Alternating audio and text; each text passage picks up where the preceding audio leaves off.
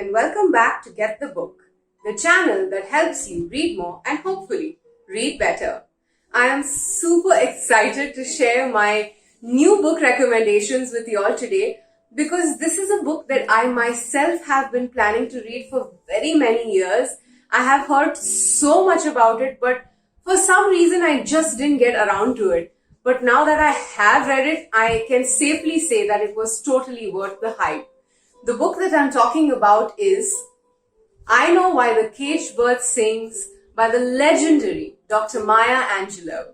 For those who aren't very well versed with who Maya Angelou is, here is a brief introduction. Dr. Maya Angelou was an American writer, poet, thinker, dancer, singer, actor, and civil rights activist. She has published 7 volumes of her autobiography, the first of which is our book for today, 3 books of essays, several books of poetry, and has been credited to a list of plays, TV shows, and movies in a career spanning 50 years. Oprah Winfrey considers Dr. Angelou to be her personal mentor and often uses her quotes like, "When you know better, you do better. And when people show you who they really are, believe them the first time." Her poems like Phenomenal Woman and Still I Rise have inspired generations of young adults. While Maya Angelou was not a Nobel laureate, she is still considered to be one of the greatest author poets of the modern generation.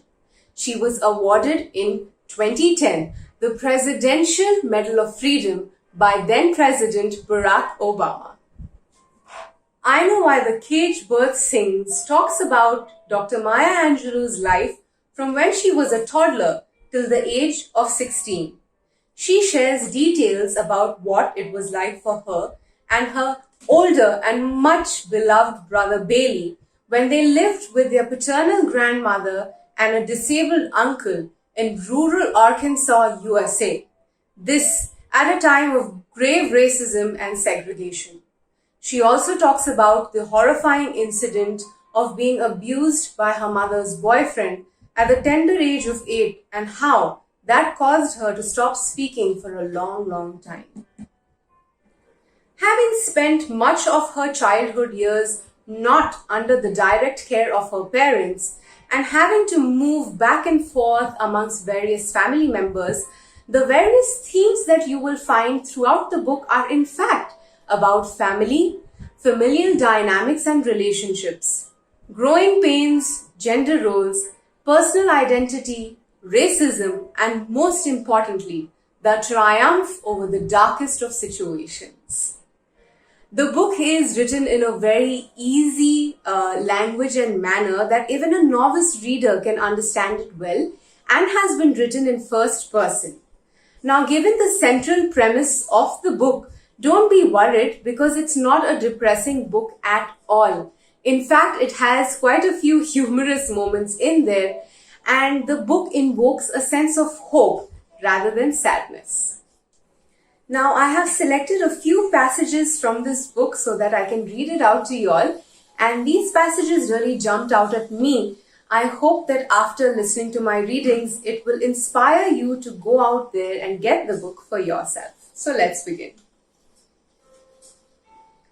Grandmother Baxter said, "Rithian Jr., you didn't hear a thing. I never want to hear this situation, nor that evil man's name mentioned in my house again. I mean that." She went back into the kitchen to make apple strudel for my celebration. Even Bailey was frightened.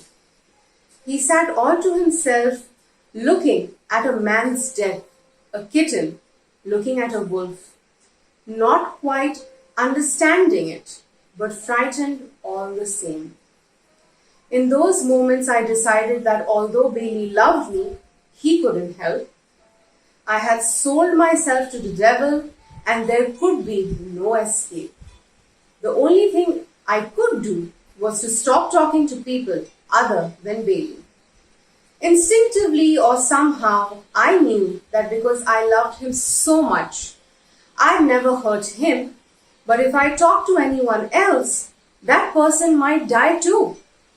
Just my breath, carrying my words out, might poison people and they'd curl up and die. Just like the black fat slugs that only pretended. I had to stop talking. In the last passage, we spoke about how Maya Angelou stopped talking. Let's now read about how she started talking again and what was the catalyst for that change.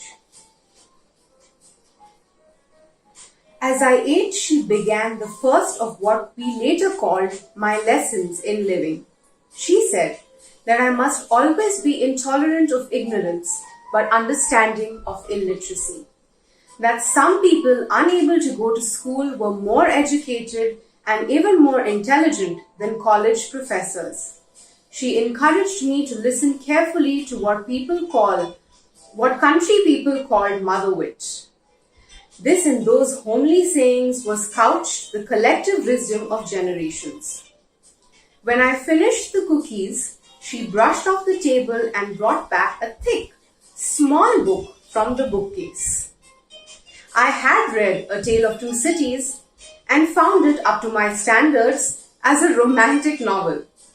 She opened the first page and I heard poetry for the first time in my life. It was the best of times and the worst of times. Her voice slid in and curved down through and over the words. She was nearly singing. I wanted to look at the pages. Were they the same that I had read? Or were there notes, music, lined on the pages as in a hymn book?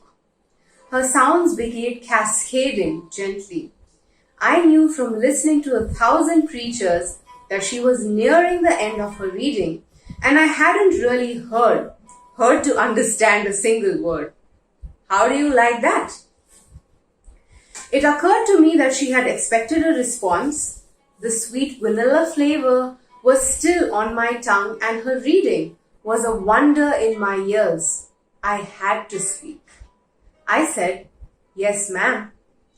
It was the least I could do, but it was also the most. There's one more thing. Take this book of poems and memorize one for me. Next time you pay me a visit, I want you to recite. I mentioned earlier that there are some really humorous bits in the book, but there are also some really tender, loving moments, and I've selected one such piece. This is the last piece for my reading, and I certainly hope you enjoy it. One evening, after going to bed normally, I awoke to another kind of shaking. In the blunted light through the window shade, I saw my mother kneeling by my bed. She brought her face close to my ear. "Rithi," she whispered. "Rithi, come, but be very quiet." Then she quietly rose and left the room. Dutiful and in a haze of wonderment, I followed. Through the half-open kitchen door, the light showed Bailey's pajama legs dangling over the covered bathtub. The clock on the dining room table said 2:30 a.m. I had never been up at that hour. I looked Bailey a question and he returned a sheepish gaze. I knew immediately that there was nothing to fear. Then I ran my mind through the catalogue of important dates. It wasn't anybody's birthday or April Fool's Day or Halloween, but it was something. Mother closed the kitchen door and told me to sit beside Bailey. She put her hands on her hip and said we had been invited to a party. Was that enough to wake us up in the middle of the night? Neither of us said anything. She continued, "I'm giving a party and you are my honored and only guests." She opened the oven and took out a pan of her crispy brown biscuits and showed us a pot of chocolate milk on the back of the stove. There was nothing for it but to laugh at her beautiful and wild mother. When Bailey and I started laughing, she joined in, except that she kept her finger in front of her mouth to try to quiet us. We were served formally and she apologized for not having an orchestra to play for us, but she said that she'd sing as a substitute. She sang and did the time step and the snake hips and the Suzy Q. What child can resist a mother who laughs freely and often, especially if the child's wit is mature enough to catch the sense of the joke? So that's it for I Know Why the Caged Bird Sings by my absolute favorite Maya Angelou. I do plan on reading the second book in this autobiographical series by her. So once I'm done with that, I hope to be back with a video on that as well. So keep an eye out for that. In the meantime, if you would like to acquaint yourself with more of Maya Angelou's work, I suggest that you Google her quotes and poems, all of which are available for free. And I will leave a few links in the description box to interviews that she's done, available again free on YouTube. But she is a treasure trove of wisdom and insight. So do check that out. And until next time, I hope that you keep smiling, keep shining, and do stay safe. Bye.